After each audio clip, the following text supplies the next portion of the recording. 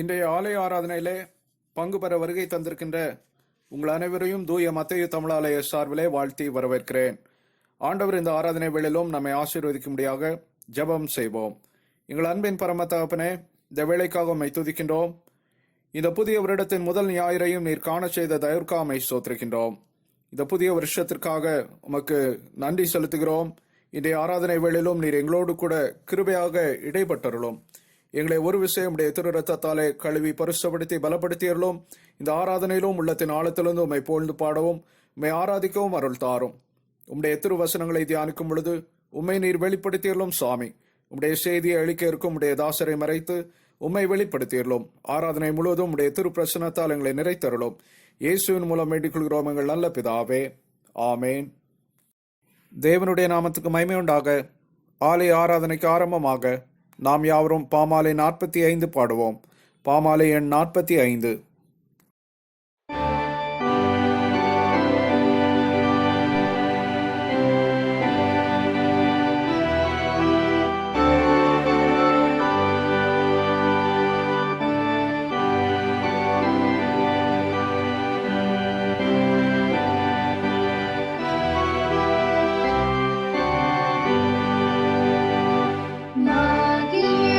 மகிழ்ச்சியோடு நாளே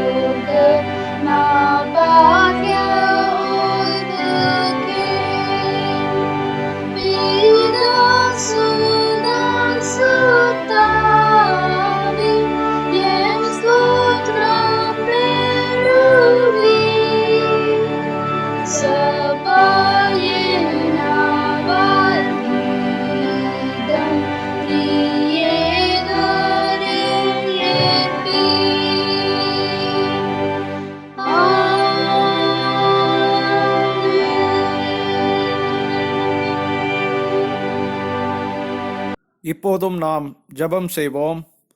நம்முடைய பாவங்களையும் குற்றங்களையும் குறைவுகளையும் ஆண்டவருடைய சமூகத்திலே அறிக்கை செய்து விட்டுவிட்டு அவருடைய கரத்திலிருந்த இரக்கங்களையும் கிருபைகளையும் பெற்றுக்கொள்ளும்படியாக இப்போதும் நாம் யாவரும் பொதுவான பாவ அறிக்கை ஜெபத்தை ஏறெடுப்போம். சர்வ வல்லமையும் மிகுந்த இரக்கமும் உள்ள பிதாவே, தப்பிப்போன ஆடுகளைப் போல நாங்கள் உம்முடைய வழிகளை விட்டு வழுவி அலைந்து போனோம். எங்கள் இதயத்தின் யோசனைகளுக்கும் விருப்பங்களுக்கும் மிகவும் இணங்கி நடந்தோம். உமது பரிசுத்த கற்பனைகளுக்கு விரோதமாய் குற்றம் செய்தோம். செய்யத்தக்கவைகளை செய்யாமல் செய்யத்தகாதவைகளை செய்து வந்தோம். எங்களுக்கு சுகமே இல்லை. ஆனாலும் ஆண்டவரே, தேவரீர் எங்கள் கர்த்தராகிய இயேசு கிறிஸ்துவின் மூலமாய் மனிதருக்கு அருளி செய்த வாக்குத்தத்தங்களின்படியே நிர்பாக்கியமுள்ள குற்றவாளிகளாய் எங்களுக்கு இறங்கும். தப்பிதங்களை அறிக்கையிடுகிற எங்கள் மேல் பொறுமையாயிரும். பாவத்தினும் தந்துக்கப்படுகிற எங்களை சீர்படுத்தும். மிகவும் இரக்கமுள்ள பிதாவே, உம்முடைய பரிசுத்த நாமத்திற்கு மகிமை உண்டாகும்படி நாங்கள் இனி தெய்வ பக்தியும் நீதியும் தெளிந்த புத்தியும் உள்ளவர்களாய் நடந்து வர இயேசு கிறிஸ்துவினும் தங்களுக்கு கிருபை செய்தருளோம். ஆமேன். நம்முடைய கர்த்தராகிய இயேசு கிறிஸ்துவின் பிதாவாயிருக்கிற சர்வவல்லமையுள்ள தேவன் பாவியின் மரணத்தை விரும்பாமல் அவன் தன் பாவத்தை விட்டு திரும்பி பிழைப்பதை விரும்பி பாவத்தினும் துக்கப்படுகிற தமது ஜனத்துக்கு பாவ விமோசனத்தையும் மன்னிப்பையும் கூறி அறிவிக்க தம்முடைய பணிவிடைக்காரருக்கு அதிகாரத்தையும் கட்டளையும் அருளி செய்திருக்கிறார். மெய்யாய் மனம் திரும்பி தமது பரிசுத்த சுவிசேஷத்தை உண்மையாய் விசுவாசிக்கிற யாவருக்கும் அவர் பாவங்களை மன்னித்து விமோசனம் செய்கிறார். ஆகையால் கடைசியில் அவருடைய நித்திய ஆனந்தத்தில் சேரத்தக்கதாய் இத்தருணத்தில் நாம் செய்கிறது அவருக்கு பிரியமாயிருக்கவும் இனி உயிரோடு இருக்கும் நாளெல்லாம் மாசில்லாமல் பரிசுத்தமுள்ளவர்களாய் நடக்கவும் அவர் நமக்கு மெய்யான மனம் திரும்புதலையும் தம்முடைய பரிசுத்தாவியும் அருளி செய்ய வேண்டும் என்று நம்முடைய கர்த்தராகிய இயேசு கிறிஸ்துவின் மூலமாய் அவரை வேண்டிக் கொள்ள கடவோம். ஆமேன். இப்போதும் வேத பாடங்கள் வாசிக்கப்படும்.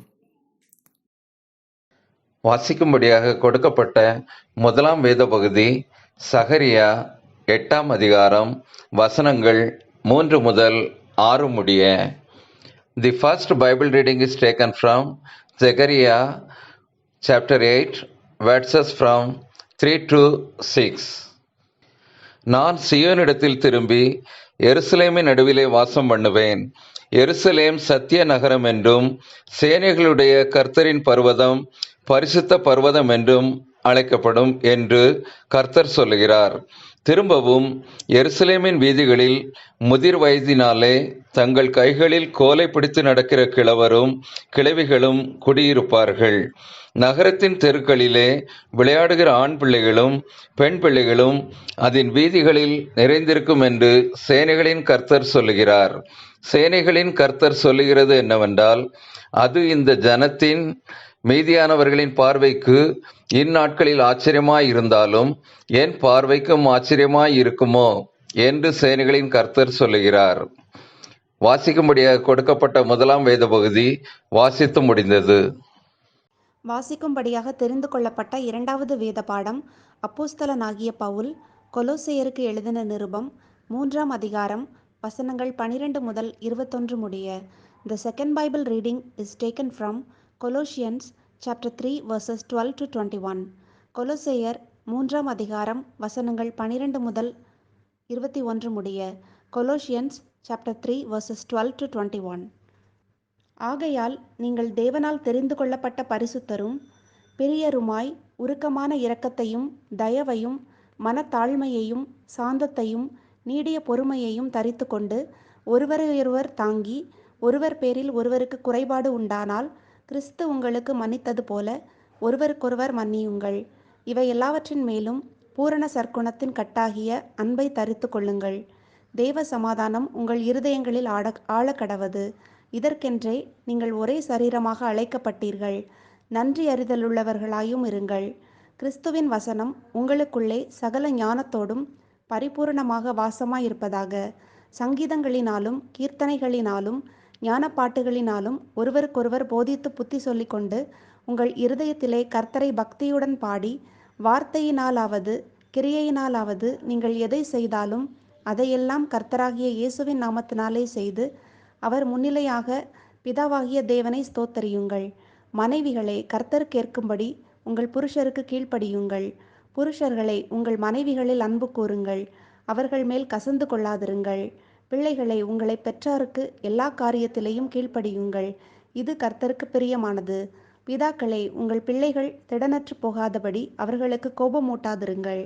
வாசிக்கும்படியாக தெரிந்து கொள்ளப்பட்ட இரண்டாவது வேத பாடம் வாசித்தாயிற்று. அறிவிப்புகள்.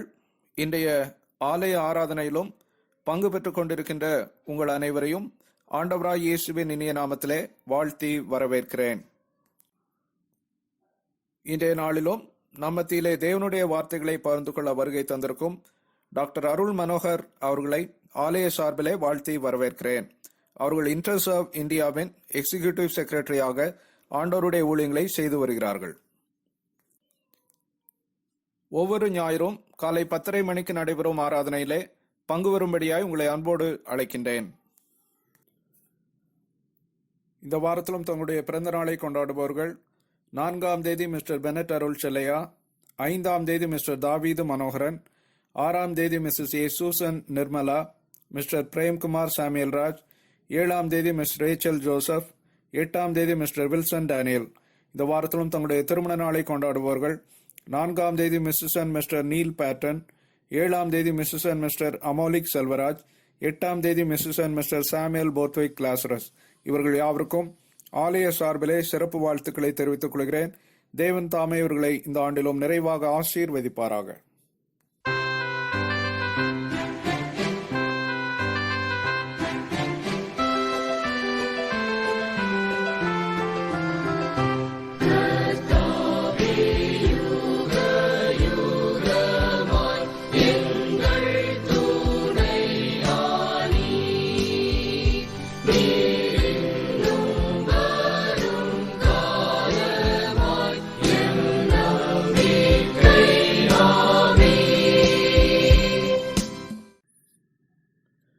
இவர்கள் யாருக்காகவும் ஜெபம் செய்வோம்.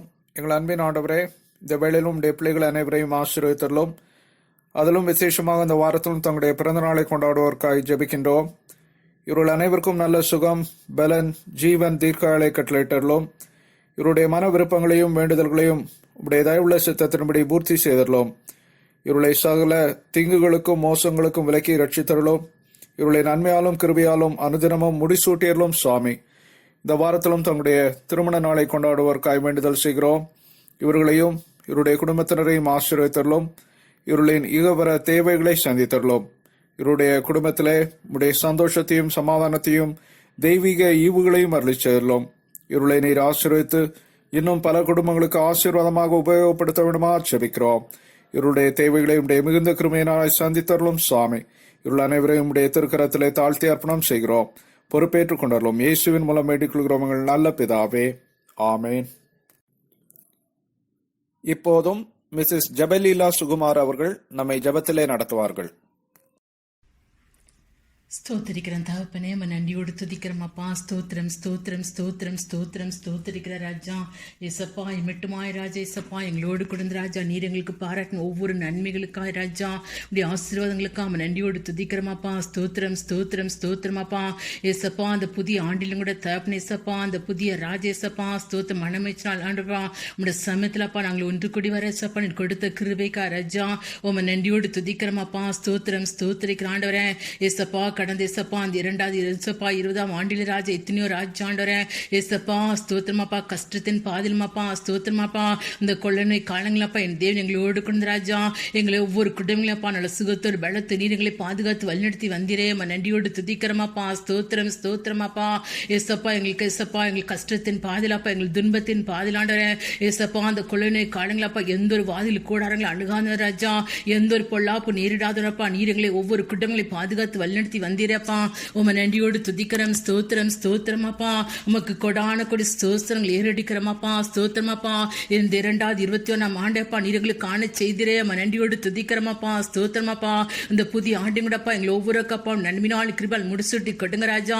ஏதோ புதிய காரியங்களை செய்யறேன்னு தேவாதி தேவனப்பா, ஒவ்வொரு குடும்பங்கள் வாழ்க்கையிலமாப்பா புதிய காரியங்களை செய்யுங்காண்டற ஏசப்பா. அந்த புதிய ஆண்டு ஒவ்வொரு குடும்பங்களுக்கு ஆண்டவர் ஆசிரியர் ஆண்டை ஆசிரியத்து கொடுக்க மாதிரி செபிக்கிறமாப்பா. ஸ்தோத்திரமாப்பா. இந்த நிமித்தாப் எங்கள் சபையின் குருவானருக்கா அவருடைய சமதலை செபிக்கிறமாப்பா. உங்களுடைய கிருபை ராஜா அவருடைய பிரசன்னமாப்பா லிசுலேருந்து வழிநடத்துற மாதிரி செபிக்கிறப்பா. இந்த புதிய ஆண்டிலாப்பா ஸ்தோத்திரமாப்பா புதிய வல்லமை நிரப்பி ராஜா. நமக்கு வல்லமை ஒழுங்கிலே செய்ய ராஜாண்டர நீரவள் வல்லமையாடுது பயன்படுத்த மாதிரி செபிக்கிற மாண்டற ஏசப்பா ஸ்தோத்திரமாப்பா. மகளுக்கா செபிக்கலாம் சுகபலன் கொடுங்கப்பா. இந்த புதிய ஆண்டி ஆசித்து கொடுங்க ராஜா. குடும்பம் ஒவ்வொரு பிள்ளைகளும் ஆசித்து பாதுகாத்துற மாதிரி செபிக்கிறமாப்பா. நீங்கள் ஒவ்வொரு குடும்பம் கருத்துல தருகிறமாப்பா. இந்த புதிய ஆண்டி அப்போ ஒவ்வொருவருக்கும் ஆசித்து கொடுங்க ராஜா. அவள் செய்யற பிரியாசங்களாப்பா ஸ்தோத்திர வேலை ஸ்தலங்களில் ஆண்டற தொழில் இடங்களாப்பா அப்படி ஆசீர்வாதத்தின் காரம் இருக்கட்டுமாப்பா.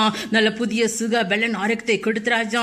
இந்த புதிய ஆண்டை ஒவ்வொருவருக்கும் ஆசிர்வாதம் ஆண்டை ஆசிர்வாதம் கொடுக்க மாதிரி செபிக்கிறமாப்பா. உடைய பாதுகாப்பின் ஒவ்வொரு பிள்ளைகள் இருக்கட்டுமாப்பா. எங்கள் சபையின் ஒவ்வொரு கமிட்டி மெம்பர்கள் நம்முடைய கருத்துல தருகிறமாப்பா. இந்த புதிய ஆண்டிலப்பா ஸ்தோத்திரமாப்பா உமக்கன் ராஜா. உடைய சமயத்தில் காத்து செபித்தாப்பா ஒவ்வொரு புதிய திட்டங்களை செய்யும்பொழுதாப்பா உடைய விசேஷ நான கிருபை இருக்கட்டுமாப்பா. எல்லா காரம் ஆசும் நேரத்தை நடத்தி கொடுக்க மாதிரி செபிக்கிறமாப்பா. எங்கள் சபையில் அப்போ ஒரு பெரிய எழுப்பிலை கொண்டு வாங்கப்பா. இந்த புதிய ஆண்டிலப்பா சபை ராஜா உமக்கண்டு எலும்பி பிரகாசிக்காப்பா. உமக்கண்டாட இன்னும் பரிசுத்தமா ராஜா இன்னும் ராஜா உமக்கண்டு ஆத்மாக்கள் ஆதிப்படுத்துற சபை ராஜா. உடைய சீர்த்து அறிவிக்கிற சபை ராஜா. எங்கள் சபை உமக்குன்னு இந்த இடத்துல வல்லமையாடுது பயன்படுத்த மாதிரி செபிக்கிறமாப்பா. இந்த பூனை படுத்து எழுப்புலுக்கு ராஜா. எங்கள் சபையாப்பா நீ ஆயத்தப்படுத்துற மாதிரி செபிக்கிறமாப்பா. ஒரு பெரிய எழுப்பு நக்கினி சபையில் ஊற்றப்பட்டுமாப்பா. ஒவ்வொரு சபையின் குடும்பங்களும் அதிகமாக செபிக்கிற குடும்பங்கள் ராஜா. நமக்கு சாட்சி நிற்க ராஜா. ஒவ்வொரு இடத்தின் வல்லமையாடுது பயன்படுத்த மாதிரி செபிக்கிற மாட்டற ஒவ்வொரு குடும்பங்களும் ஆசைங்க நீ பாதுகாத்துக்கொள்ளுங்கப்பா. இந்த தாப்னேசப்பா எல்லா ஊழியர்களுக்காக செபிக்கணுமாப்பா. எல்லா ஊழியக்கார குடும்பங்களுக்காக செபிக்கணுமாப்பா. இந்த ஆண்டிலப்பா ஒவ்வொரு பெரிய ஆசிரியத்தை கட்டிடுங்கப்பா. ஒவ்வொரு மிஸ்லிமார்களுக்காக செபிக்கணுமாண்டற ஏசப்பா. எத்தனையோ தடைகளாப்பா எத்தனையோ போராட்டம் மாதிரி ஊழியர்களை செய்யும் பொழுதாப்பா உடைய பாதுகாப்பின் கரம் இருக்க வேணும் மாதிரி செபிக்கிறமாப்பா. ஒளித்திறன் உமக்கு வல்லமையாடுது பயன்படுத்துங்கப்பா. இந்த புதிய ஆண்டு அறுவடை ஆண்டராஜா. உமக்கு அநேக ஆத்துமாக்கள் அறுவடை செய்யராஜா. உமக்கு வல்லமை ஊழியர்களை செய்யராஜா. ஒவ்வொரு உமக்கு வல்லமையாடுது பயன்படுத்த மாதிரி செபிக்கிறமாப்பா. ஏசப்பா எங்கள் இந்தியா தேசத்துக்காக செபிக்கிறமாப்பா. எங்கள் தேசம் ஒவ்வொரு தலைவர்களுக்காக செபிக்கிறமாப்பா. எங்கள் பிரசிடென்ட் பிரைம் மினிஸ்டர் ஒவ்வொரு state chief minister governor MLA எம்பிஸ்கான் செபிக்கிறமாப்பா. ஒவ்வொரு தரப்பின அரசாங்க அதிகாரிகளுக்காக செபிக்கிறமாப்பா. இந்த வயசப்பா இந்த புதிய ஆண்டிலாப்பா ஒவ்வொரு அப்பா அவருடைய கருத்துல தருகிற மாண்டற ஒவ்வொரு தலைவருக்கு விசேஷ நாணத்தை கொட்டுங்க கிருபை கொட்டுங்க ராஜா. நாட்டு ஆட்சி விசேஷ நாணத்தை கொட்டுங்கப்பா. பரிசு தாவினப்பா நீரவுல ஆளுகை மாதிரி செபிக்கமாப்பா. உங்களுடைய ஆளு எங்கள் தேசத்துல வரட்டுமாப்பா. உங்களுடைய நாம எங்கள் தேசத்துல மகிமைப்பட்டுமாப்பா. இருக்கப்பட்ட எல்லா தட்டைகள் எடுத்து போட்டுங்க ராஜாண்டற எங்கள் தேசத்தை ஆசிரிங்க ராஜா. இந்த கொரோனா முற்றும் அண்ணிங்கப்பா. எங்கள் தேசத்துல ஒரு பெரிய ஆஸ்தாப்பா சேமத்தினர் கட்டின மாதிரி செபிக்கமாப்பா. ஏசப்பா இந்த 2020 ஆண்டாப்பா எங்கள் தேச ஆசிரம் ஆண்டை மாற்றி கட்டுங்க ராஜா. எல்லா ராஜா ஸ்தோத்திரமாப்பா. கொள்ளை நோய்களுக்குமாப்பா பஞ்சங்களுக்கு விலைக்கு நீர் பாதுகாத்துற மாதிரி செபிக்கணுமாப்பா. உடைய கிருபை எங்கள் தேசம் நிறைய இருக்கட்டுமாப்பா. ஒவ்வொரு தேசங்களும் ஆசிரியங்கப்பாண்டற தேசத்துல ராஜா ஒரு பெரிய செழிப்பு ஆசிரியத்தை கட்டிடுங்கப்பா. எங்கள் பொருளாதார ஆசிரியத்தை கட்டிடுங்கப்பா. இந்தியா தேசம் ஆசிரிய தேசமா ராஜா. ஒரு செழிப்புள்ள தேசமா ராஜா. எல்லா துறையும் ஒரு சிறந்த தேசம் விளங்கத்தக்க ராஜா. என் தேவன் எங்கள் தேசத்தை ஆசிரியர் மாதிரி செபிக்கிறமாப்பா. தேசத்தின் நன்மையால் கிருபால் முடிச்சுட்டு கொட்டுங்கப்பா. இந்த 2021 ஆண்டாப்பா எங்கள் தேசங்களுக்காப்பா எங்கள் சபைகளுக்காண்ட ஒரு ஆசிரியம் ஆண்டா ஆசிரியத்து கொடுக்க வேண்டுமாறு எங்கள் இயேசு மூலமா செபிக்கிற ஜீவனல்ல பிதாவே ஆமென் ஆமென். திரும்பவும் தேவனுடைய நாமத்திற்கு மகிமை உண்டாக நாம் யாவரும் 13வது பாமாலையை பாடுவோம். பாமாலை எண் 13.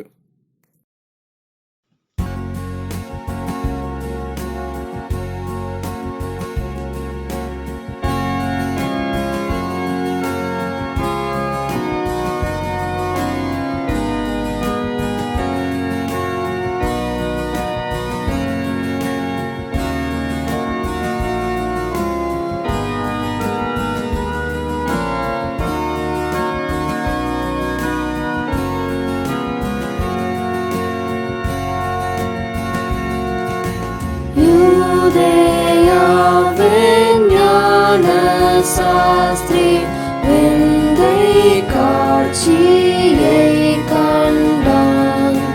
கோடா கோடி தூதர் கூடி பாடும் கீதத்தை கேட்டான்.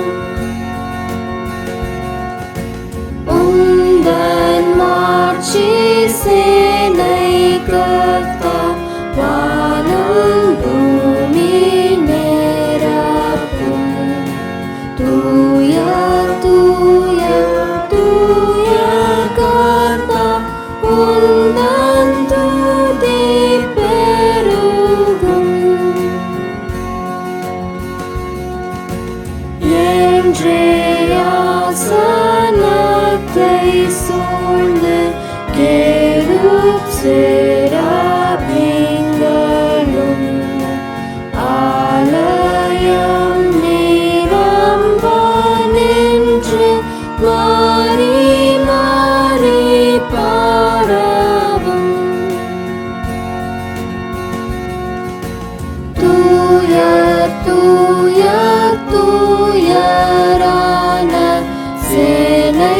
கர்த்தர் என்னவும் தூதர் பாட்டு விண்ணில் ஓங்க மண்ணில் என்றும் மொழிக்கும். உந்தன் மாட்சி சேனை கர்த்தர் வானம் பூமி நிரப்பும். தூய தூய தூய கர்த்தர் உந்தன் துதி பெருகும். என்றே வானர் சேனையோடு பூதலத்தின் சபையும் கர்த்தாவை நமஸ்கரித்து துதி கீதம் பாடிடும். ஆமென்.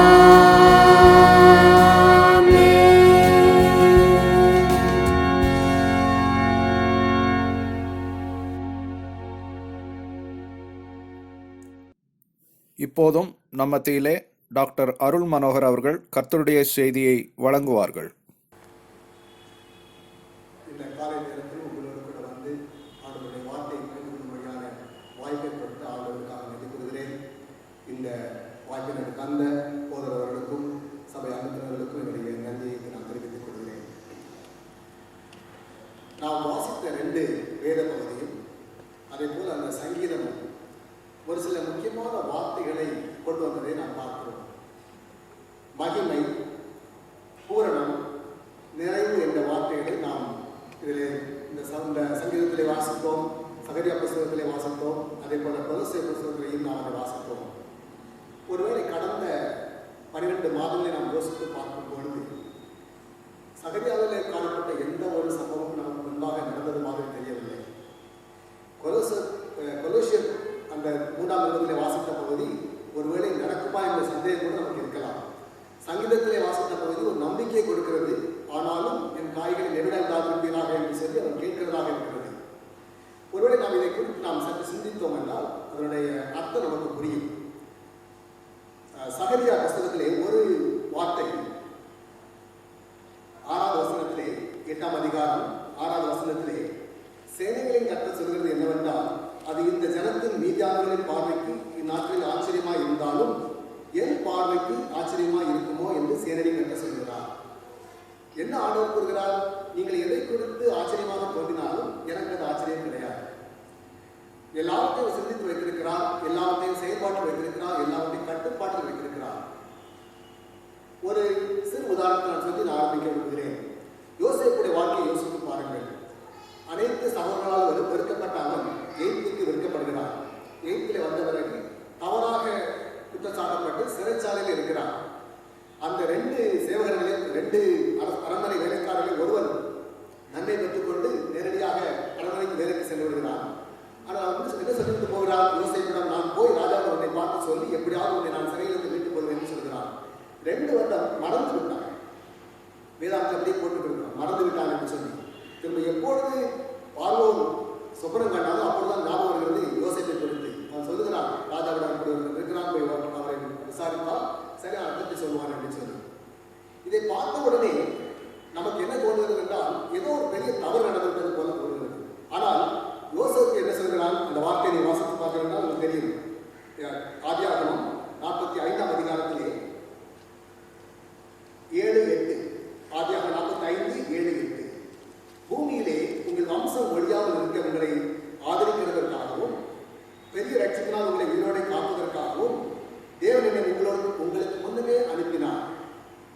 ஆதலால் நீங்கள் அல்ல, தேவனே என்னை இவ்விடத்துக்கு அனுப்பி என்னை பார்வோனுக்கு தகப்பனாகவும் குடும்பம் அனைத்துக்கும் கர்த்தனாகவும் எகிப்து தேசம் முழுவதற்கும் அதிபதியாக வைத்தார்.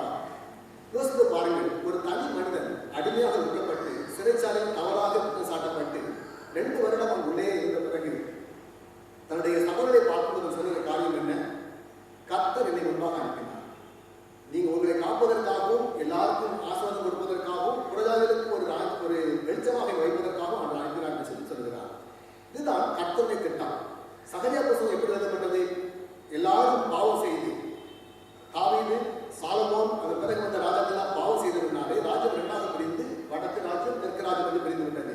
வடக்கு ராஜ்யம் அசீர் கையிலே போய்விட்டது, தெற்கு ராஜ்யம் பாபோன் கையிலே போய்விட்டது, நேபுகாத்நேச்சார் கையிலே போய்விட்டது. எல்லாரும் பாபிலோனுக்கு அடிமையாக கொண்டு போகப்படுகிறார்கள். அங்க போன பிறகு எல்லாருமே எரேமியா தீர்க்கதரிசி காலத்தில் எல்லாருக்கும் தீர்க்கதரிசி சொல்கிறாங்க, பயப்படாதீர்கள், எல்லாரும் நீங்கள் பாபிலோனுக்கு செல்லுங்கள், கர்த்தர் திரும்ப கொண்டு வருவாங்க சொல்கிறார்கள். அப்போ எல்லா களத்துக்கு தீர்க்கதரிசி சொல்கிறார்கள், அப்படி கிடையவே கிடையாது. 70 வருஷம் யாரும் அவர் விட மாட்டாங்க, கர்த்தர் விடவே மாட்டாங்க.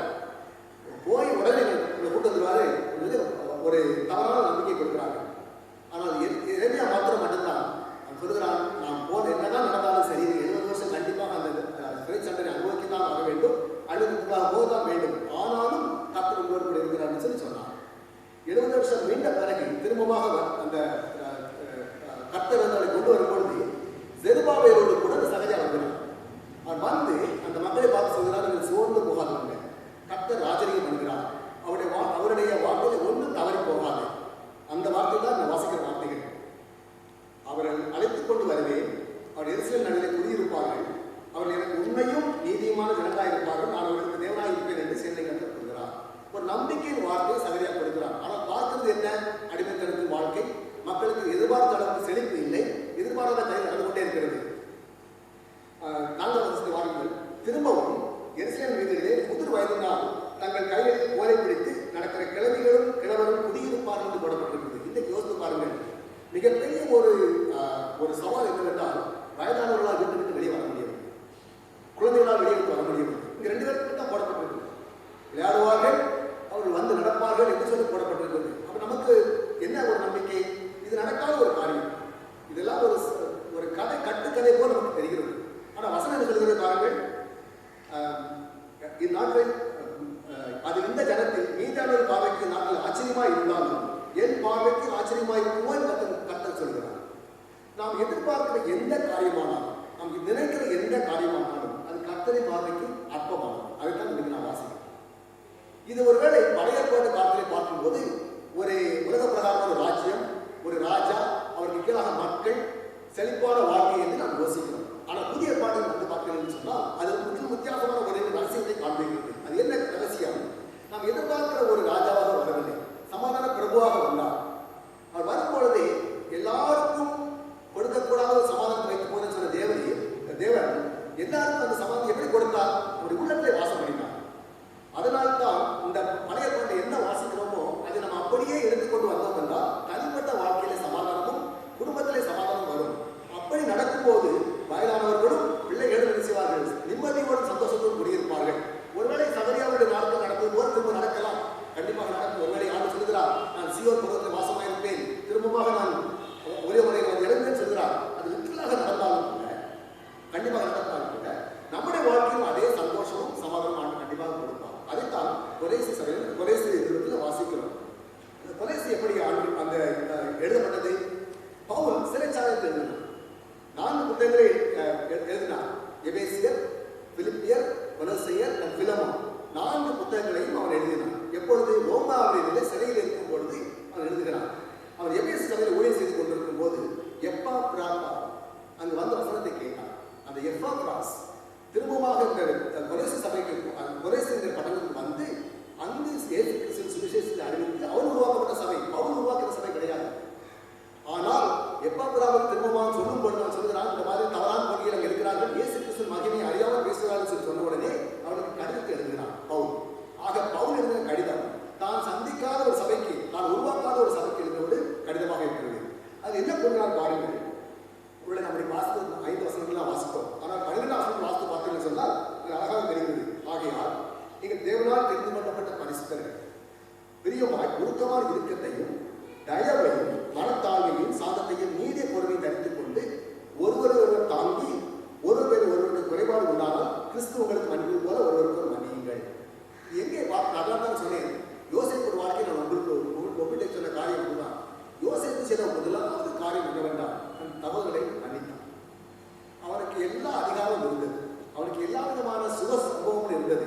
அவர் நினைத்திருந்தால் பழி வாங்கி குடும்பத்தையே எல்லா சம்பவங்களையும் அவன் என்ன செய்யலாம்? அழித்து போட்டிருக்கிறான். உள்ளே விடாத இருந்தாலும் அழித்து போட்டிருக்கலாம். ஆனால் அவன் என்ன செய்தான்? கர்த்தருடைய கரத்தை பார்த்தான். இதில் எப்படி என்னை தனியாக ஆண்டு கொண்டு வந்தான்?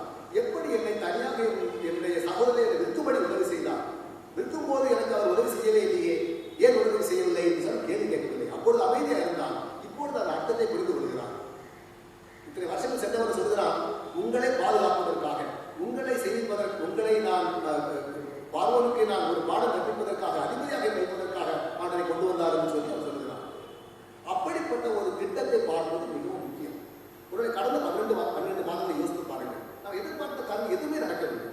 ஒரு சிலர் சொன்னார்கள் சீக்கிரம் போய்விடுகிறார்கள், இப்பொழுது அடுத்த வீரியமுள்ள வைரஸ் என்று சொல்கிறார்கள்.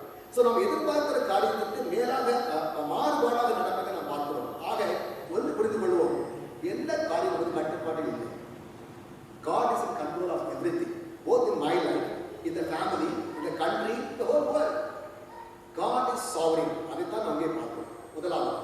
இரண்டாவது, எல்லா சூழ்நிலையிலும் மத்தியிலும் God still reigns. God is in control and He is sovereign Lord. நீங்களும் நானும் நினைப்பதனால் மாற்றிவிட முடியாது. We have to wait for God's time. அதை நாம் பார்க்கிறோம். இரண்டாவது. மூன்றாவது, இந்த சூழ்நிலையிலேயே how to live a godly life. இப்படிப்பட்ட ஒரு அசாதாரணமான சூழ்நிலையிலும் கூட, அல்லது விரும்பத்தகாத ஒரு சூழ்நிலையிலும் கூட எப்படி நாம் சந்தோஷமாகவும் அன்பாக வாழ முடியும் என்று சொல்லி நம்ம பார்ப்போம். ஒரு யோசித்து பாருங்கள், 12 மாதங்கள் நாம் எத்தனையோ திட்டங்களை யோசித்திருந்தோம், பிரயாண வசதிகளை யோசித்திருந்தோம், முடியவில்லை. பலரை போய் பார்க்கணும்னு சொல்லி யோசித்திருந்தோம், முடியவில்லை. வீட்டை விட்டு வெளியே போகணும்னு சொல்லி யோசித்திருந்தோம், முடியவே இல்லை. ஆக எல்லாமே கட்டுப்பாட்டுக்கு ஒரு சிறு அறைக்குள் அடங்கியுள்ளது போல் இருக்கிறது. ஆனால் இதுவரை ஆள் என்ன கற்றுக் கொடுத்திருக்கிறார்? இந்த 12 மாதங்களில் கற்றுக்கொண்ட பாடங்கள் என்ன? கடந்த 12 மாதங்களிலே ஒருவேளை கர்த்தர் நமக்கு குடும்பத்தின் மேன்மை கற்றுக் கொடுத்திருக்கிறார். எப்படி ஒன்றாக சேர்ந்து இருப்பது, ஜெபிப்பது, கர்த்தருடைய நன்மையை நாம் யோசித்து பார்த்து நன்றி செலுத்துவதை குறித்து நாம் கற்றுக்கொண்டிருக்கிறோம். நன்றி செலுத்துவோம். எப்படி யோசேப்பு குடும்பத்திலே தன்னுடைய காரியத்தை யோசித்து பார்த்து தன்னுடைய குடும்பத்தை பாதுகாப்பதற்காக ஆண்டவரை ஆயுதம் யோசித்தாரோ, அதே போல சபையாக சொல்கிறார், உங்களுடைய வீட்டிலே வயதானவர்களும் குழந்தைகளும் திரும்பமாக சந்தோஷமாக இருப்பார்கள் சொல்லி. So God has a purpose in all our lives. ஒன்று. இரண்டாவது பாருங்கள், தேவ சமாதானம். 15ஆம் வசனம், உங்கள் இருதயங்கள் ஆழ கடவுது, இதற்கே நீங்கள் ஒரே சைதமாக அழைக்கப்பட்டீர்கள், நன்றி அடைந்துள்ளவர்களாக. அப்படியானால் தேவ சமாதானம் உங்கள் இருதயங்கள் ஆழ கடவுது சொன்னால், the peace of God should rule our hearts, not that only on Sundays. Rule means எதையோ ஒரு நாள் வருவதல்ல, வாரத்தில் 7 நாட்களிலும் மாதத்திலும் வருஷத்திலும் முழுவதுமாக தேவனுடைய சமாதானத்தை நம்ம அனுபவத்திற்காக சொல்கிறார். இன்னைக்கு நாம் ஜெபிக்கலாம், ஆண்டவரே என்னுடைய உள்ளத்தில் இந்த சமாதானம், யாரும் கொடுக்கக்கூடாத சமாதானம் வரும்படியாக எனக்கு உதவி செய்ய சுவாமின்னு சொல்லி கேட்கலாம். கிறிஸ்துவ வசனம் உங்களுக்குள்ளே சகல ஞானத்தோடும் பரிமாணத்தோடும் வாசமாக இருப்பதாக. நான் அதைத்தான் சொன்னேன். முதலாவதாக ஒன்று சந்தோஷம், அடுத்தது மகிமை, அடுத்தது பூரணம். பூரணமாய் வாசமாக இருப்பது என்னவென்றால், நம்ம பிடிக்கப்பட்ட வசனத்தை மட்டும் எடுத்துக்கொள்வது அல்ல. வேதாகத்தில் முழு வேதாகம் நமக்கு உரியது வசனம் தான். அதிலே பாக்கத்தில் இருக்கிறது, கண்டன காரியங்கள் இருக்கிறது, எச்சரிக்கை இருக்கிறது. எல்லாவற்றையுமே நான் சேர்த்து படிக்கும் போது நம்முடைய உள்ளத்திலே கர்த்தருடைய வசனம் பூர்ணமாய் வாசம் பண்ணும், சமாதான மக்களாக இருக்கும். அதை ஆண்டவர் நமக்கு ஞாபகப்படுத்துகிறார். அது எப்படி செய்ய வேண்டுமா? சங்கீதங்களினாலும் கீர்த்தனைகளினாலும் ஞான பாடல்களினாலும் ஒருவருக்கு ஒரு போதைத்து புத்தி சொல்லிக் கொண்டே சொல்கிறார். உங்களுடைய சமுதாயத்திலே நாம் இன்றைக்கு பார்க்கும்போது அப்படிப்பட்ட சூழ்நிலை இல்லை. நீங்கள் செய்தியை வாசித்தல் சொன்னால் விவசாயிகள் போராட்டம், எங்கு பார்த்தாலும் ஒருத்தர் குறை சொல்கிற காரியம், அடுத்தது எப்படி அடுத்தவர்களை நாம் பழி வாங்க வைக்கலாம் சொல்லி யோசிக்கிற காரியம். இதெல்லாம் பார்க்கும்போது நமக்கு ஒரு பக்கத்தில் நமக்கு இதெல்லாம் எதிர்காலம் எப்படி இருக்கிறோம், நாம் வந்துவிட்டோம் இருக்கிறோம், பிள்ளைகள் எப்படி இருப்பார்கள், அவருடைய சந்ததி எப்படி இருக்கும். என் மகன் சொல்லிக்கொண்டே இருப்பார் அடிக்கடி, you have escape one important generation gap. நீங்க வந்து அதை எப்படி தாண்டிட்டீங்க, நாங்கள் இனி எப்படி வாழ முடியும் தெரியல, ஏன்னா we are losing one important generation in our gap அப்படின்னு சொல்லுவாங்க. காரணம் என்ன? அவங்க யோசித்து பார்த்து நினைத்த காரியங்கள் பலது நடக்காததுனாலே ஏமாற்றத்தின் வழியாகவே போகிறார்கள். அதன் மத்தியிலும் கூட கர்த்தருடைய வார்த்தையை நம்பும் பொழுது ஆண்டவர் உதவி செய்வார். யோசேப்பு அதை கண்டுபிடித்தான், சகரியா அதை பார்த்தான். மக்கள் எல்லாரும் சோர்ந்து போயிருந்தார்கள். சகரியா மட்டும், சகரியாவும் ஆகாய் மட்டும்தான் இந்த நல்ல வார்த்தை சொல்கிறார்கள். அவன் ஆகாய் சொல்கிறான், அவனை உத்தரவாதமாக வைப்பேன்னு சொன்னான். சகரியா சொல்கிறான், பயப்படாதீர்கள், கர்த்தர் மீண்டுமாக அந்த நாட்டு இஸ்ரேல் தேசத்தை உயிர்ப்பிப்பார், இந்த வாழ்க்கையில சிகிச்ச வரும் என்று சொல்லி இருக்கிறார். அதன் பிறகு பார்த்தீங்கன்னா 450 வருஷங்கள் இருண்ட காலம், யாருக்கு என்ன நடந்தது தெரியாது. அந்த காலத்தில் தான் மாவீரன் அலெக்சாண்டர் வந்தார், ரோம பேரரசு பெரிதாக ஆறியது, எல்லாம் வந்தது. ஆனாலும் வேதத்தில் அந்த சம்பவம் எதுவுமே கொடுக்கப்படவில்லை. மல்கியா தீர்க்கதரிசியிலிருந்து ஒரு 400 வருஷம் இருண்ட காலத்தில் அழைக்கிறோம். அதன் மத்தியில் பார்த்தீங்கன்னு சொன்னால் ஒன்றுமே போடப்படவில்லை. வேதாகமே இருந்து இருக்கிறது. பழைய பாட்டுக்கும் புதிய பாட்டுக்கும் இடையிலே 400 வருஷங்கள் சென்று விட்டன. என்ன நடந்தது தெரியாது. ஆனால் அதன் மத்தியில் இயேசு கிறிஸ்து வந்தார். அதைத்தான் சரித்திரம் சொல்லி காட்டுது. உங்கள் பார்வையிலே இது ஒருவரை அதிசயமாக இல்லாமல் இருக்கலாம், என்னுடைய பார்வையிலே இது அதிசயம். எப்படி அதிசயம்? God has a grand plan for us. அவருடைய பரிபூர்ணமான திட்டத்தின் கீழே நாம் வரும்பொழுது நமக்கு இன்னைக்கு நடக்கிற காரியத்தை வைத்து நாம் மதிப்பு போட மாட்டோம். எப்படி யோசேப்பு அன்னைக்கு தன்னைக்கு நடந்த சம்பவத்தை குறித்து தன்னுடைய வாழ்க்கை மதிப்பிட விடவில்லையோ, அதே மாதிரி நாமும் இன்னைக்கு நம்முடைய வாழ்க்கை இன்னைக்குள்ள சூழ்நிலை வைத்து நாம் மதிப்பிடக்கூடாது. ஆண்டவர் எனக்கு நன்மையாக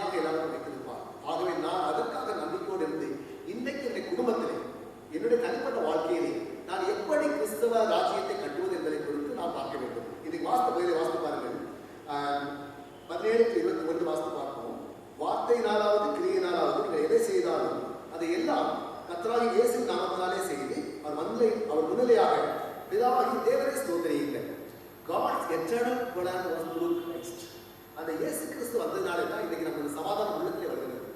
அன்றைக்கு மக்கள் எப்படி எதிர்பார்த்தார்கள்? தேவாலயம் கட்டப்பட வேண்டும்.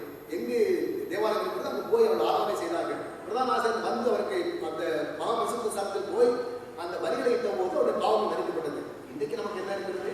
அதை விட மிகப்பெரிய ஒரு சாக்கியம். இயேசு கிறிஸ்துவோட எப்பொழுது போனாலும் நம்மை மன்னிப்பதற்கு ஆயத்தமாக இருக்கிறார். அடுத்தது 18வது வசனம், மனைவிகளே கர்த்தருக்கு ஏற்றபடி ஒரு புருஷனுக்கு கீழ்ப்படிந்திருங்கள். ஒரு குடும்ப வாழ்க்கையாக வருகிறார். அங்கு பார்த்தோம் ஒரு நாட்டு முழுவதற்கும் யோசேப்பை அதிபதியாக வைத்தார்.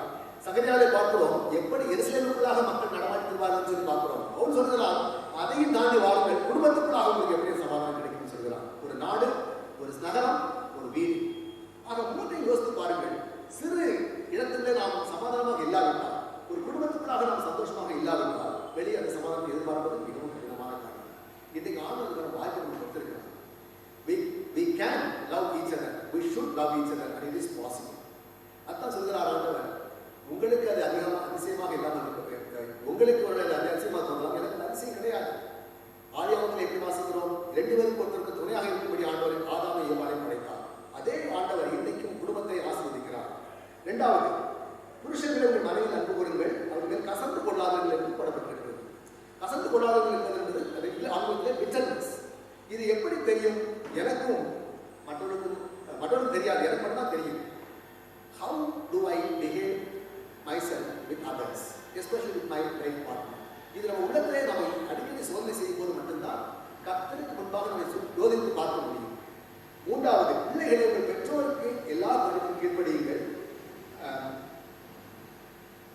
பிதாக்களை உங்கள் பிள்ளைகள் கிளம்பிட்டு போகாதவர்களுக்கு கோபம் உண்டாதிருங்கள். பிள்ளைகளை தகப்பனை யோசித்து பாருங்கள். அவர்களுக்கு எல்லா கருத்துக்கும் கீழ்ப்படி சொல்கிறார். அதில் தகப்பனை பார்த்து கிடநட்டு போகாதபடிக்கு எச்சரிக்கையாக பேசி முடிச்சு சொல்கிறார். ஒரு சிறு குடும்பத்துக்குள்ளாக 4 சூழலுக்குள்ளாக எப்படி ஒரு சமாதானத்தை அனுபவிப்பதை குறித்து பவுல் அழகாக சொல்கிறார். அவர் பார்க்காத ஒரு சபை என்னென்றால் என்ன நடந்துவிட்டது? இயேசு கிறிஸ்துவால் மாற்றம் கொடுக்க முடியாது என்று ஒரு தவறான போதனை இந்த நாட்டிலே வந்திருக்கிறது. இதை குறித்து எப்பாவது சொல்கிறார் பவுலிடத்திலே, எங்களுடைய குறைசை மண்டலத்தில் இருக்கிற சபையிலே தவறான கொள்கையோடு வந்து கொண்டிருக்கிறது. என்ன கொள்கை அது? இயேசு கிறிஸ்துவால் எல்லா விதத்தையும் சரி பண்ண முடியாது. It's only a small man.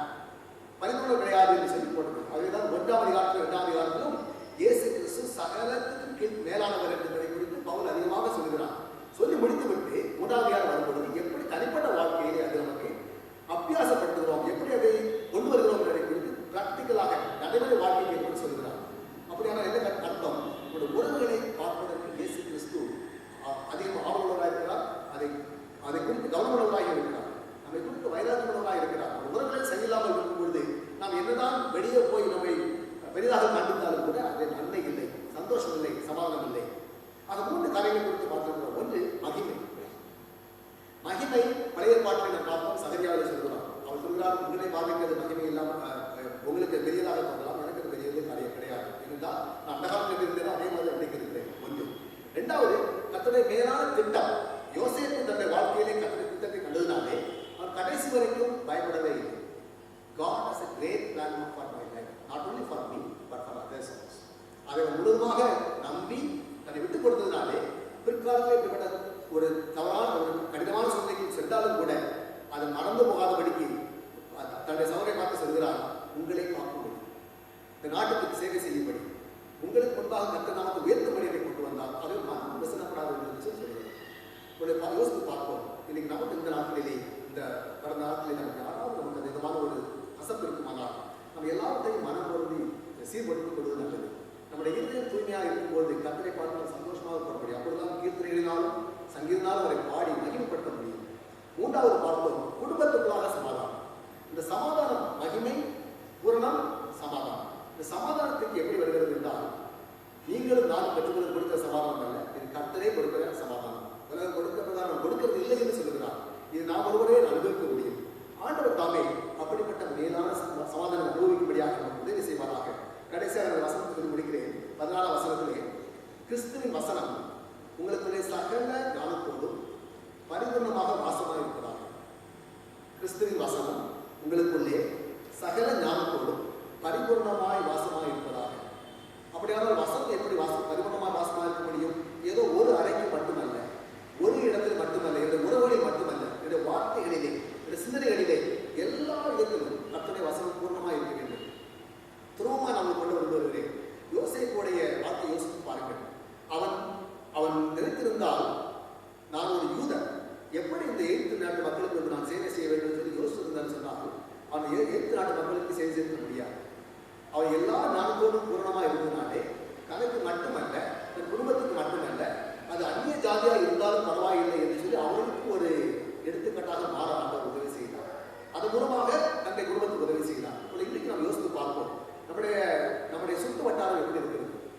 R my friends, who are my close circle, to they know about Jesus? அவங்களுக்கு இயேசு கிறிஸ்துவுக்கு தெரியுமா? நம்ம எப்பொழுதாவது சொல்ல வாசிக்க ஆசைப்பட்டுக்கிறோமா?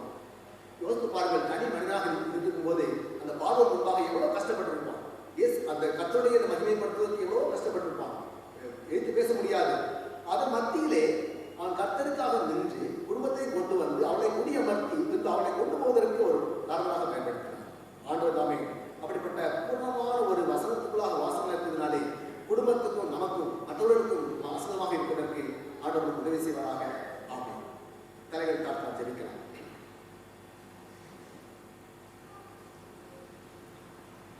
ஒரு நிமிடம் நாம் யோசித்து பார்ப்போம். உங்களுக்கு அது ஆச்சரியமாய் தோன்றினாலும் எனக்கு அது ஆச்சரியமாய் இருக்குமோ என்று கர்த்தர் சொல்கிறார்.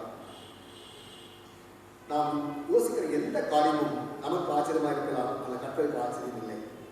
கடந்த நாட்களில் நாம் எல்லா சமூக யோசனை பார்க்கும்போது நமக்கு ஆச்சரியமாக தோன்றினாலும் கர்த்தர் எல்லாருக்கும் வாழ்க்கை செய்கிறார். யோசிப்புடைய வாழ்க்கையில் எப்படி ஒரு சாதாரண சூழ்நிலையை மாற்றிக் கொடுத்து அவரை ஆச்சரியமாக வைத்தாரோ அதே போல் நம்மை வைக்க முடியும். பூர்ணமான வாழ்க்கைக்கு நடத்துவதற்கும் சமாதானத்து வாழ்க்கைக்கு நடத்துவதற்கும் ஆண்டு ஆயத்தமாக இருக்கிறார். மகா பரிசுத்தமும் அன்பு நல்ல கர்த்தாவே, இந்த நாளின் காலை வேலைக்காக துதிக்கிறோம், ஸ்தோத்திரிக்கிற சுவாமி. கர்த்தாவே, உடைய வார்த்தைகளை கேட்பதற்கு உதவி செய்கிற அதற்காக துதிக்கிறோம். சகரியாருடைய புத்தகத்திலே பார்க்கிற உன்னதமான ஒரு நாட்களை நம்ம எதிர்பார்த்துக் கொண்டிருக்கிற சுவாமி. வயதானவர்களும் இளைஞரும் சிறுவர்களும் ஓடி விளையாடும்படியான ஒரு நாளிலே வாக்கு பண்ணியிருக்கிறதாவே எங்கள் குடும்பங்களை நடக்க உதவி செய்யும். சந்தோஷத்தின் பெருக்கத்தினால் எங்கள் குடும்பங்கள் நிவர்த்தியாக உதவி செய்யும் சுவாமி. அதே போல கர்த்தாவை பூர்ண அறிவுகளாக எங்கள் மாற்றும். வரக்கூடிய நாட்டிலே கர்த்தாவே நாங்கள் உம்முடைய வசனத்தை வாசிப்பதற்கும் தியானிப்பதற்கும் சங்கீதங்களினாலும் கீர்த்தனையினாலும் பாட்டு பாடி ஸ்தோத்திரிப்பதற்கும் உதவி செய்யும் கர்த்தாவே. அப்படிப்பட்ட மேலான நாட்களை இந்த வாழ்க்கை தரும்படியாக ஜெபிக்கிறோம். எங்களை வாழ்க்கை மற்றவர்களுக்கு ஒரு ஆசீர்வாதத்தின் வாய்க்காலாக மாறத்தக்கதாக உதவி செய்யும் சுவாமி. கர்த்தர் ரட்சகருமாகிய இயேசு கிறிஸ்து நாமத்திலே வேண்டிக் கொள்கிறோம் பிதாவே. ஆமென். இப்போதும் நம் மத்தியிலே கர்த்தருடைய வார்த்தைகளை பகிர்ந்து கொண்ட டாக்டர் அருள் மனோகர் அவர்களுக்கு ஆலய சார்பிலே நன்றிகளை தெரிவித்துக் கொள்கிறேன். தொடர்ந்து அவர்களுக்காகவும் அவருடைய குடும்பத்தினருக்காகவும் அவருடைய ஊழியங்களுக்காகவும் ஜெபிக்கும்படியாக உங்களை அன்போடு கேட்டுக்கொள்கிறேன். நம்மை ஆண்டவருடைய சமூகத்தில் அர்ப்பணிக்கும் மனமாக 187வது கீர்த்தனையை பாடுவோம். கீர்த்தனை எண் 187.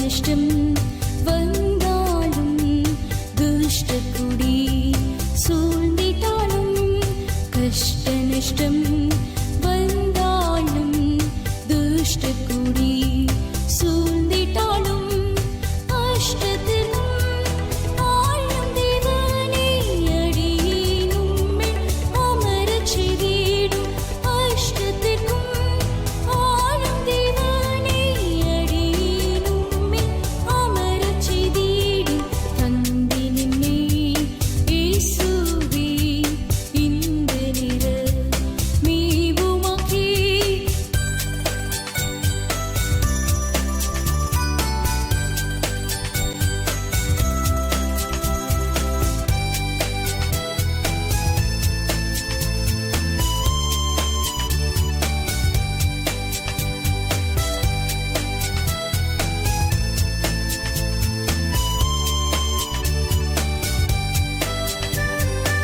ஒன்றுமில்லை நானையா உம்மாலன்றி ஒன்றும் செய்யேன் ஒன்றுமில்லை நானையா உம்மாலன்றி ஒன்றும் செய்யேன் அன்ற திஷர் கழிந்த ஆவியால் இன்றே அடி இனி நிரப்பும் அன்று சிஷர் கழிந்த ஆவியால் இன்றே அடி இனி நிரப்பும் தந்தி நின்னே இயேசுவே இந்த நிற மீவுமாக்கி தந்தி நின்னே இயேசுவே இந்த நிற மீவுமாக்கி. ஜெபம் பண்ண கடவோம். புறஜாதியாருக்கு கிறிஸ்து வெளிப்பட்ட நாளாகிய பிரசன்ன திருநாளுக்குரிய சுருக்க ஜெபம். ஒரு நட்சத்திரத்தினாலே புறஜாதியாரை வழிநடத்தி அவர்களுக்கு உடைய ஒரே பேரான குமாரனை வெளிப்படுத்தின தேவனே, இப்பொழுது விசுவாசத்தினாலுமே அறிந்திருக்கிற நாங்கள் இந்த ஜீவனுக்கு பின்பு உமது தேவ மகத்துவத்தை தரிசிக்கும் ஆனந்தத்தை அனுபவிக்கும்படி எங்கள் கர்த்தராகிய இயேசு கிறிஸ்துவின் தமரக்குமாய் கிருபை செய்தருளோம். ஆமேன். ஜெபம் செய்வோம். எங்கள் அன்பின் பரமபிதாவே, இன்றைய ஆராதனை வேளைக்காய்மை துதிக்கின்றோம். உம்மை தொழுது கொள்ளவும் உடைய திருவசனங்களை தியானிக்கவும் நீர் கொடுத்த கிருபைக்கு ஆய்மை சோத்திருக்கின்றோம். இன்றைய நாளில் உடைய வார்த்தைகளை எங்கள் மத்தியிலே அருளிய டாக்டர் அருள் மனோர்களுக்காக உமக்கு நன்றி சொல்லுகிறோம். அவர்களையும் அவருடைய குடும்பத்தினரையும் அவருடைய ஊழியங்களையும் ஆசீர்வதித்துள்ளோம். இந்த நாளிலும் நாங்கள் கேட்ட சத்தியத்தை பொறுமையோட இருதயத்திலே காத்து நிறைவான பலனை தர அருள் புரிந்தருளோம். இந்த புதிய வருடத்தின் ஆரம்பத்திலே இருக்கக்கூடிய நாங்கள் உம்முடைய வல்லமையை சந்தேகிக்காமல் உம்மை நம்ப பின்தொடர அருள் தாரும். உம்முடைய மகத்துவத்தை இந்த வருடத்தின் ஒவ்வொரு நாளும் உணரவும் உம்முடைய கிருபையுள்ள வார்த்தைகளை அனுதினமும் பற்றி நடக்கவும் உதவி செய்தருளோம். உம்முடைய சமாதானத்தால் இந்த ஆண்டு முழுதும் உம்முடைய பிள்ளைகளை ஆண்டு நீர் வழிநடத்த வேண்டுமா ஜெபிக்கின்றோம். இந்த நாளிலும் இந்த ஆராதனையிலே பங்கு பெறுகின்ற யாவரையும் ஆசீர்வதித்தருளும். யாவருடைய ஆவிக்குரிய வாழ்க்கையை பலப்படுத்தியருளும். உம்முடைய பிள்ளைகள் யாவருடைய யுகபர தேவைகளை கிருபையாய் சந்தித்தருளும். சுவாமி, ஆலயம் மூலமாய் தாங்கப்பட்டு வருகிற அருட்பணியாளர்களுக்காக ஜெபிக்கின்றோம். NSM ட்ரைபல் ஹோம் சிறுவருக்காக ஜெபிக்கின்றோம். அவர்களை ஆசீர்வதித்தருளும். எல்லா ஆலயங்களுக்காக, ஆயர்களுக்காக, பேராயர்களுக்காக, திருமணங்களுக்காக ஜெபிக்கின்றோம். ஆசீர்வதித்து வழி நடத்தியுள்ளோம். என்னுடைய தேசத்திற்காகவும் மற்றெல்லா தேசங்களுக்காகவும் அதனுடைய தலைவர்களுக்காகவும் ஜெபிக்கின்றோம். யாருக்கும் உடைய ஞானத்தை தந்து அவர்களை ஆளுகை செய்தருளோம். உடைய பிள்ளைகளை அவருக்காக ஜெபிக்கிறோம். அவர்களை எல்லா தீங்குகளுக்கும் எல்லா மோசங்களுக்கும் விலக்கி காத்து கொண்டருளோம். உண்மை பற்றி அறியாத மக்களுக்காகவும் ஜெபிக்கின்றோம். அவர்கள் உண்மை பற்றி அறிந்திட அநேக ஊழியர்களை எழுப்பி தாரும். இந்த வேளையிலும் எங்களை உடைய திரு சமூகத்திலே தாழ்த்தி தருகிறோம். எங்களை பரிசுப்படுத்தி பலப்படுத்தி உடைய ராஜ்ய பணிகளுக்காக எடுத்து உபயோகப்படுத்தியுள்ளோம். துதி கன மகிமை அனைத்து உமக்கே செலுத்துகிறோம். நேசிரேசுவின் மூலம் வேண்டிக் கொள்கிறோம் எங்கள் நல்ல பிதாவே. ஆமேன். நம்முடைய கர்த்தராகிய இயேசு கிறிஸ்துவினுடைய கிருபையும் தேவனுடைய அன்பும் பரிசுத்த ஆவியினுடைய ஐக்கியமும் நம்ம அனைவரோடும் கூட எப்போதைக்கும் இருப்பதாக.